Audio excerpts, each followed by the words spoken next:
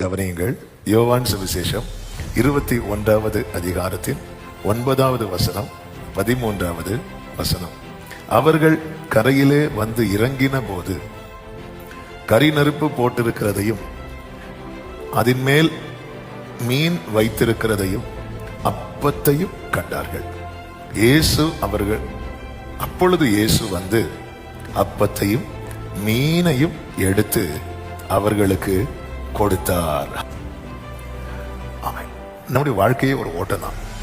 ஒவ்வொரு இடத்துல ஒவ்வொரு ஸ்டாப் வச்சிருப்பார். அந்த இடத்துல ஒவ்வொரு நன்மையை வச்சிருப்பார். நம்ம லைஃபை திரும்பி பார்க்கும்போது ஒவ்வொரு காரியத்துக்காக நம்ம ஓடிட்டு தான் இருந்திருப்போம். ஒரு குறிப்பிட்ட இடத்துல வரும்போது கரையில் இறங்கினது போல நம்ம ஒரு இடத்துல நிற்போம். அந்த இடத்துல அந்த நன்மையை கர்த்தர் நமக்கு வைத்திருப்பார். கடந்து வந்து பாதையை திரும்பி பார்க்கும்போது ஆண்டவர் நம்மை நடத்தின காரியத்துல ஒரு சிறு தவறு கூட இருந்திருப்பதாக நம்மளால சொல்லவே முடியாது.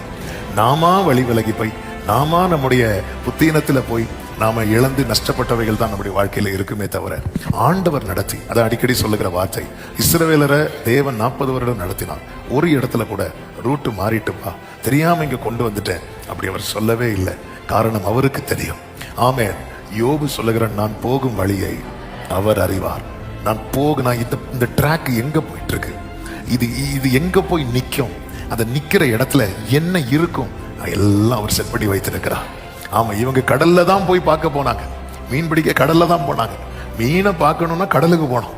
ஆனா கடல்ல இவங்க வலைய போட்டு பார்த்திருப்பாங்களா, தூண்டில் போட்டு பார்த்திருப்பாங்களான்னு தெரியல. ஆனா கண்டிப்பா வலை இருந்திருக்கு போட்ல. இவங்களுக்கு ஒண்ணுமே பார்க்கல. போயிட்டு திரும்பி வராங்க.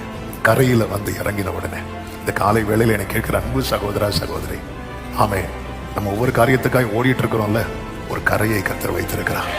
ஒரு கரையை கர்த்தர் வைத்திருக்கிறார். எத்தனை பேர் இந்த காலை வேளையில நம்புறீங்க? ஆமா, இந்த போட்டு போய் ஒரு இடத்துல நிக்கும், அங்க எனக்கு ஆயத்தம் பண்ணினதை என் கண்கள் காணோம். ஆமேன்னு சொல்லுங்க பார்க்கலாம்.